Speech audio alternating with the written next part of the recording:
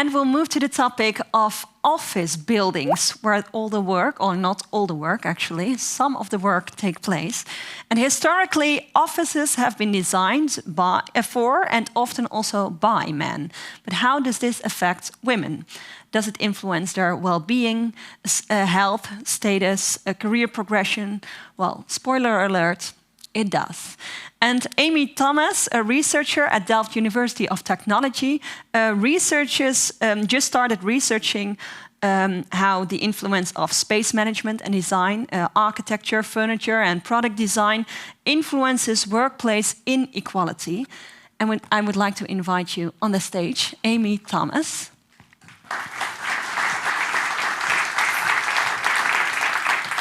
Take a seat. Do you want a glass of water?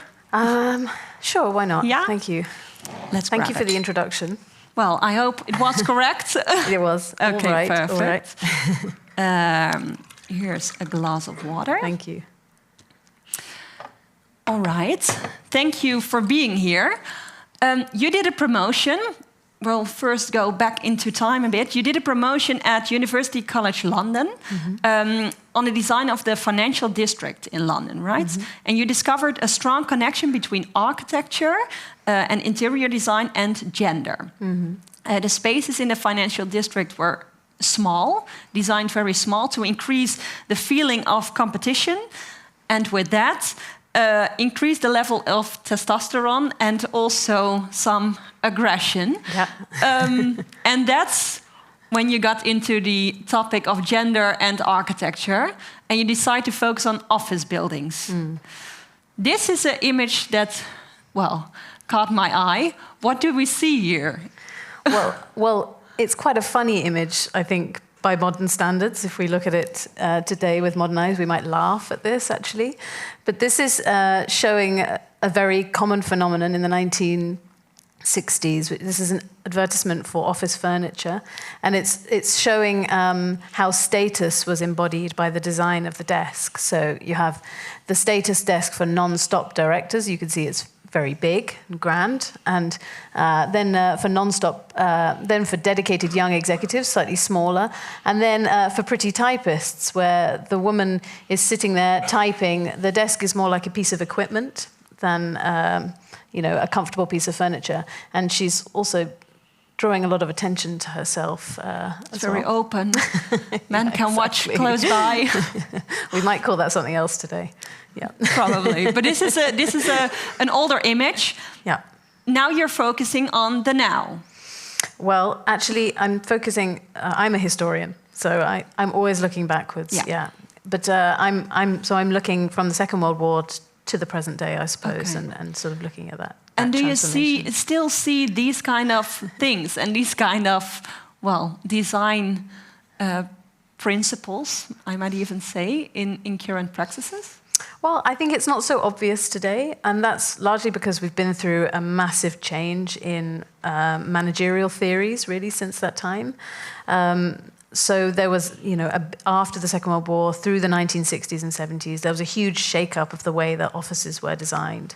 So previously, they had been designed along the lines of what we call scientific management, which was basically assembly line production. So if you... What we see here Yeah, as well. exactly. So this is Taylorism, also known as Taylorism, and this is really the idea that if you organize something like a production line, it's much more efficient. So rather than the historic idea of the clerk, or the secretary, used to be known as the clerk, doing one job, doing many jobs, and having a multifaceted role in the workplace, their jobs were reduced to just one task that they would do over and over again. Henry Ford style. Exactly. Factory work. Yeah, and women, especially with the invention of the typewriter, women were brought into the workplace for the fact that they were cheap labor, essentially. So, and this was also because there were many policies and laws prohibiting women from being active in the workplace, like, for example, the marriage bar, which meant that women had to stop work once they were married. So the type of woman in the workplace was limited to basically a young single woman who had no job prospects and could be, paid a very low salary. And you can see here, this is an example of a post-war office building in America. This is Connecticut General, designed by Skidmore, Owings and Merrill. The women here are all sitting in a large open plan space. And this is because it was the most efficient way of basically controlling a workforce. Yeah. It's very much like a factory type setting, although with much more stylish trappings. Yeah. There was a sociologist actually in the 90s called Daphne Spain, and she called this distinction, this gendered distinction in the office between the kind of large open plan and the sort of closed corner office of the executive. And so the large open plans for women, because they were cheaper employees, and then the closed management offices for the big men, the bosses. Yeah, so she called this open floor versus closed door. Yeah. And this is what she was proving actually through her work as a sociologist, was that in these large open plan spaces, it actually became much more difficult for women to actually progress in the workplace, because they were not having access to the spaces where decisions were being made. They had very little privacy and access to knowledge. This distinction was very visible then, actually. But it's also really an interaction between the social part and the architectural part. So because of all the societal rules or things, because women were cheaper, they took place in the open floor plans, doing all the typing activities, and then the big bosses, the men, had more time to work and manage an office, also historically. And then the architecture influences the career progression, actually. When we look at the more, because you already mentioned it, I think the open floor plans are the more tangible parts of your research. You also look into the more intangible parts. For example, the work and home traffic and traveling, but also occupational health. Can you tell us a bit more about that? Yeah, so I mean, well, first maybe to just pick up on the first thing you said about this distinction between work and home. I think, if you look at the modern city was that one of the really fundamental aspects of a modern industrialized city was the separation of work and home. I mean, that was really the first time that had happened on a large scale. So, previously it was much more common to live in the place that you worked. And that distinction also kind of reinforced these gender roles that were also, in the 19th century in particular, being propagated either through religion or just through a kind of culture. That women were more profoundly located in the home, and the space of work was for the breadwinner, which was the man. The man. Yeah, exactly. And so as women began to enter into the workplace in more numbers, particularly from the 1970s onwards, this distinction became quite difficult for women, because they were still expected to do many of the things that they had traditionally been doing in the home, but whilst also being in a workplace that was culturally described for men. So certain attitudes and behaviors, I think, were also inscribed into the design of, as we saw with furniture, for example, but also the spaces that women were inhabiting. In terms of health, I mean, there's a distinction between a woman's body and a man's body in terms of their reproductive capacities, in terms of having children. So I think, for example, today, although this kind of open floor, closed door distinction is maybe not always so visible, there are still quite prominent things. For example, breast pumping rooms, and these really only emerged in the 1990s with the portable breast pump, right? So before that, women either had to not do it or not come back to work.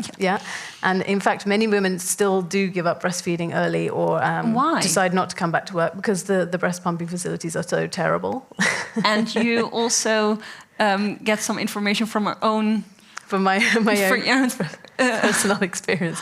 Yeah, I shouldn't be shaming TU Delft here, though, really. But in my workplace, those rooms are. That room is located in the basement through a cupboard and has bars on the window with a fluorescent light strip. Well, so. And there are some standards, you might even say, or some design principles which can help design a good room for this. Yeah, absolutely. I mean, there's a lot of science. There's a science of breastfeeding. Is there a lot of science about how to design for women, for example? Well, not in the design aspect, but around the biological aspect, there is a lot. And it says, that women need oxytocin in their bodies in order to be able to produce milk, which is a hormone produced through hugging or, this kind of closeness that you would have with your baby. Not really a basement. Not a prison cell type setup. No. You really have to use your imagination. Yeah, and that on a faculty of architecture. Yeah, exactly. So some improvement can be done. Yes, yeah. All right, when we go into the more intangible structure, is this what we see? Is this research on like the design for women, for example? Yeah, this is a very low resolution image. I'm sorry about that. This is the research into ergonomic furniture for women. And I think what's interesting is if we look back historically, in fact, the statement I made, which I think you then repeated about, the office being designed by men for men. Well, in many ways, it's actually not true because women have comprised 50% at least of the workforce, the office workforce, since the Second World War. But they've always been in these secretarial roles. But because women had such specific roles, actually there was a huge amount of time and effort went into designing furniture for women as secretaries. But like I said before, the office furniture was much more like equipment. So it was about being more productive and more effective. Whereas when you see the images of office furniture in a kind of corner office, the executive office, it's much more plush, heavy wooden furniture, often quite a domestic feel. So there's a lot of messaging and encoding into these spaces. And it's also about climate design within the buildings, I think, because women tend to be a bit more cold and they need a higher temperature in the building, for example. Yeah. I mean, this is perhaps one of the best known things about office environments, that women are usually wearing jumpers and scarves when men are quite happy in their shirts. And that's to do with the metabolic rate, the different metabolic rate of men and women. Yeah. And so this is based on what in science is called the reference man. So a specific standard Caucasian white male of a certain body type. Yeah. What you do also some case studies within your research, or you all are going to conduct them, right? You haven't started the case studies already? Not yet. Not yet. But one of them is the Centraal Beheerkantoor in the Netherlands, in Apeldoorn. Yeah. Why have you chosen this office building, this case? Well, it's one of the icons of modern architecture, let alone office building. And what was so innovative about it is, I mean, you can see even just from looking at this image, it completely went against all traditions of office design. We don't just have closed walls. No, exactly. We don't just have a large open floor plate. Even where no you doorsteps. can do what you want. No, it's all. You can walk everywhere. Yes, yeah, exactly. But he had the idea that actually to make a much more egalitarian workspace, you need to create a space that people feel that they can make their own. So he created these spaces for teams, which you can see in this image.